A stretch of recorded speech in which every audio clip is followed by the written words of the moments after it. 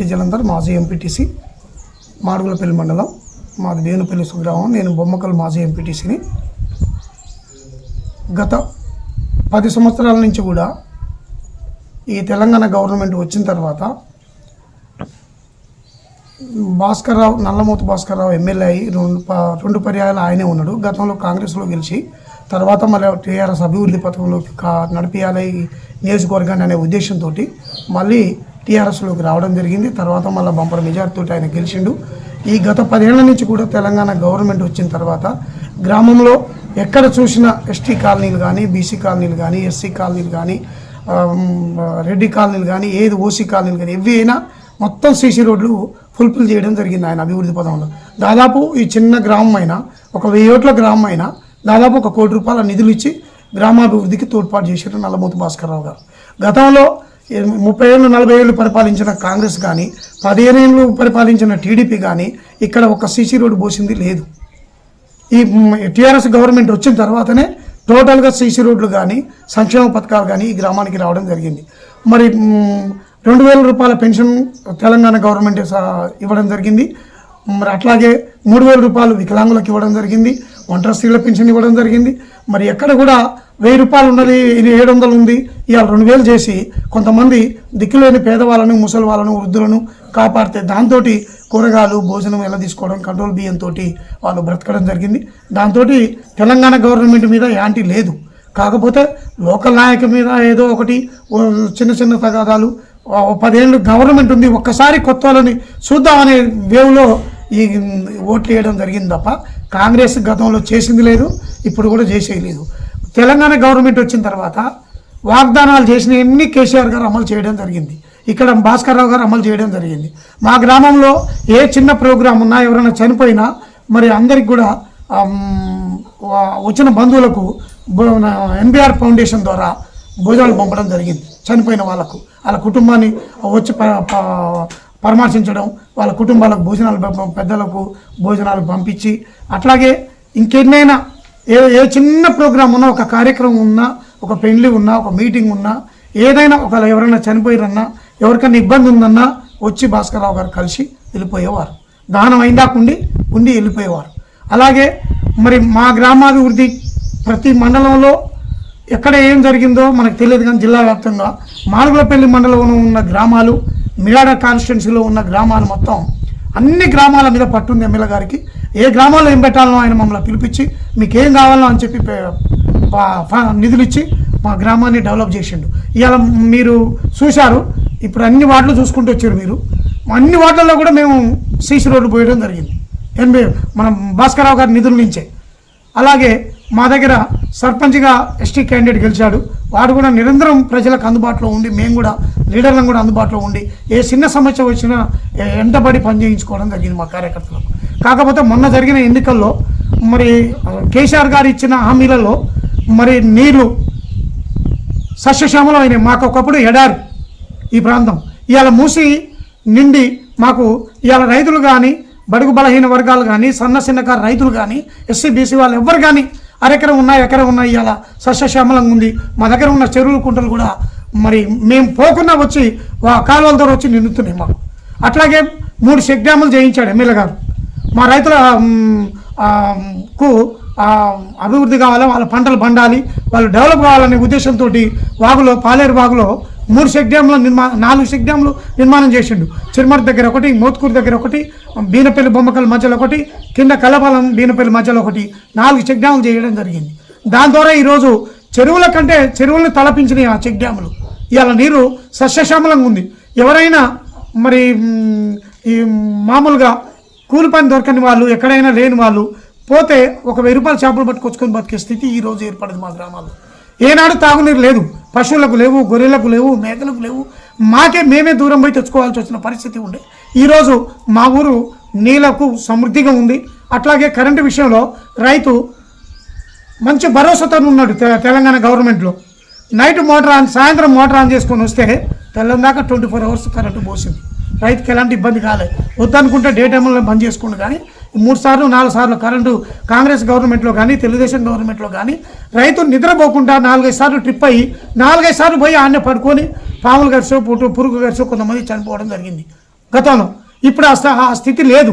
Night పెట్టుకొని వచ్చి సాయంత్రం పెట్టుకొని వచ్చినామంటే తెల్లం దాకా పొలం భారీ ఎక్కువ అయ్యేటట్టు నీళ్ళు బోర్లు బావులు పోస్తున్నాయి.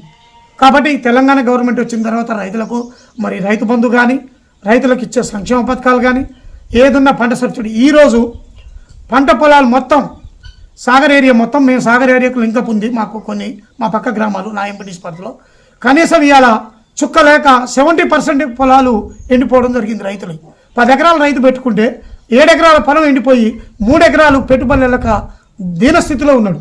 అదే తెలంగాణ గవర్నమెంట్లో వచ్చి పరిస్థితి చూసి పొలాలు చూసి వారికి నష్టపరిహారం ఇచ్చేవాళ్ళు తెలంగాణ గవర్నమెంట్. ఈ గవర్నమెంట్ అది లేదు. ఏమైనా చెప్పుకొని వాళ్ళు ఏమనుకుంటారంటే వాపును చూసి కాంగ్రెస్ గవర్నమెంట్ బల్బ్ అనుకుంటారు.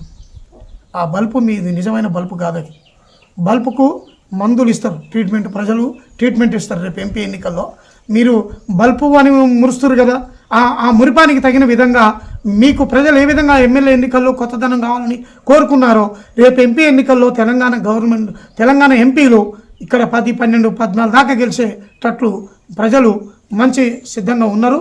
మరి అభివృద్ధి కూడా చేసిర్రు.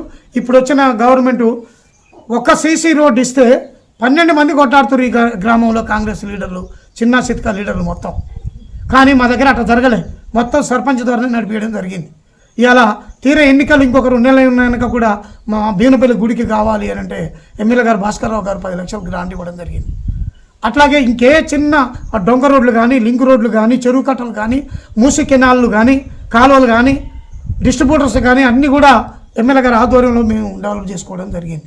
ఆయన నిధుల నుంచి కొంత కేటాయించి ప్రతి కాలువను డెవలప్ చేస్తే ఇలా డైరెక్ట్ నేరుగా వచ్చి మా చెరువులో మూసి నీళ్ళు వచ్చి పడుతున్నాయి. మీకు ప్రత్యక్షంగా చూపిస్తాం మా చెరువులు కుంటలు ఏ విధంగా ఎట్లా వస్తున్నాయో కూడా చూపిస్తాం మేము. ఆ విధంగా డెవలప్ చేసిన గవర్నమెంట్ని ప్రజలు కొత్తదనం కావాలనుకున్నారు. ఇప్పుడు ఈ 3 నెలల్లోనే కాంగ్రెస్ ఇచ్చిన 6 వాగ్దానాలలో అవి అలా ఒక వాగ్దానంలో 3-4 ఇచ్చి ఒకటి అమలు చేస్తున్నారు. ఇవాళ కరెంటు చూడండి, ఇంటికి 200 మీటర్ల బిల్లు ఫ్రీ ఇస్తా అన్నాడు. మరి ఇలా 90 లక్షల కనెక్షన్లు ఉంటే హౌస్ కనెక్షన్లు 30 లక్షలు కూడా ఇవ్వలేదు, జీరో బిల్లు. ప్రత్యక్షంగా మేము చూసినాం, టౌన్లో చూసినాం, ఊర్లలో మొత్తం అడిగితే వాళ్ళు ఏం చెప్తున్నారంటే ఒక ఇంటికి వచ్చింది ఒక ఇంటికి రాలేదని చెప్తున్నారు. 200 మరి యూనిట్స్ 170, 130, 140 ఉన్న రావాలి కదా. నలుగురిలో ఇద్దరికి వచ్చి ఒకరికి వచ్చి ముగ్గురికి ఆగింది. అవి ప్రత్యక్షంగా మేము చూస్తున్నాం, అన్నీ కూడా మేము దగ్గర పెట్టుకున్నాం. నిన్ననే ధర్నాలో పాల్గొన్నాం. ఎల్ఆర్ఎస్ గురించి నిన్ననే ధర్నాలు చేయడం జరిగింది. ప్రతి ఆర్డీఓ ఆఫీస్ ముందు మళ్ళీ కలెక్టరేట్ ముట్టడి కార్యక్రమం ఉంది. ఎల్ఆర్ఎస్ ఆ రోజు తెలంగాణ గవర్నమెంట్ శాసనసభలో తీర్మానం పెడతా అంటే హైకోర్టులో కేసు వేసిండు కోమటిరెడ్డి వెంకరెడ్డి మంత్రి గారు. ఇవాళ 2 మంత్రులు సీనియర్లు అని చెప్పుకుంటారు, నిధులు తెస్తామన్నారు, జిల్లాను డెవలప్ చేస్తామన్నారు. మరి సాగర్ కాలం నీళ్ళు తీసుకుపోతుంటే ఆంధ్ర సైడు మరి మీరు ఏదైతే కొట్టాడిర్రో మరి ఇలా ఆంధ్ర వాళ్ళకి నీళ్ళు పోతుంటే కను మూసుకొని రైతులు ఎంతో బాధపడుతుంటే అయ్యా మీ దండం పెడతాం, మాకు నీళ్ళు రానియండి, ఒక్క 10 రోజులు ఇడిచిపెట్టండి, మా పొలాలు బయటపడతాం, మేము 10 ఎకరాలు పెట్టే రైతులు 7 ఎకరాలను బయటపడతాం అని చెప్తే ఎక్కడ కూడా వదిలిపెట్టే పరిస్థితి లేదు. నీళ్ళ గురించి పట్టించుకునే మంత్రులు లేరు. ఏమున్నా వాళ్ళు అది మేము మంత్రులం అన్నట్టే పోతురు తప్ప వేరే విధంగా లేదు. ఎక్కడ కూడా ఏం జరుగుతుంది, ఎవరికి ఏం చేయాలి, రైతులకు ఏం చేయాలి, మరి దళిత వర్గాలకు ఏం చేయాలి, బడుగు బలహీన వర్గాలకు ఏం చేయాలి. మరి ఆ రోజు కోమటిరెడ్డి గారు, ఉత్తమ్ కుమార్ రెడ్డి గారు స్టేట్మెంట్ ఇచ్చారు ఎన్నికలకు ముందు. ఇండ్లు పెడితే మొత్తం ఇందిరమ్మ ఇండ్ల లెక్కనే మేము అందరూ అర్హులైన వాళ్ళు అందరికి ఇస్తామన్నారు. ఇవాళ నియోజకవర్గంలో 3000 మంది ఉన్నారా, నియోజకవర్గానికి 3000 ఇస్తా అంటున్నారు. మరి 3000 ఇచ్చి కాంగ్రెస్ వాళ్ళ కొరికేనే 3000, మరి అర్హులైన వాళ్ళందరికీ ఇస్తా అన్నారు కదా. ఆ రోజు స్టేట్మెంట్ తీర్మానం చేస్తామన్నారు కదా, అసెంబ్లీలో రాగానే ఇచ్చారా? ఒక్క బస్సుది అమలు చేసిర్రు. ఆ బస్సులు కూడా చూడండి, ఏ బస్సులో చూసినా 100 మంది. ఎందుకు అంటే దానికి కారణం ఏంటంటే మీరు ఇచ్చిన స్కీమ్ మంచిగానే ఉంది, కానీ బస్సులు ఎన్ని తగ్గించారో చెప్పారా? ప్రజలకు తెలియపరిచారు ఎక్కడన్నా? 4 బస్సులు ఉంటే 1 బస్సు వేస్తారు. దాని ప్రత్యామ్నాయం ఏంటి అంటే ప్రజలు ఎంత ఇబ్బంది పడుతున్నారు. అలా కూడా మహిళలు జుట్లు పట్టుకొని కొట్టుకుంటారు, చెప్పులు తీసుకొని కొట్టుకుంటారు. ఎందుకంటే 120 మంది ఫ్రీ అని ఎక్కుతుర్రు. అలా ఒకరికొకరు బడక సీట్ల కాను దానికన్నా జుట్లు పట్టుకొని కొట్టుకునే పరిస్థితి వచ్చింది.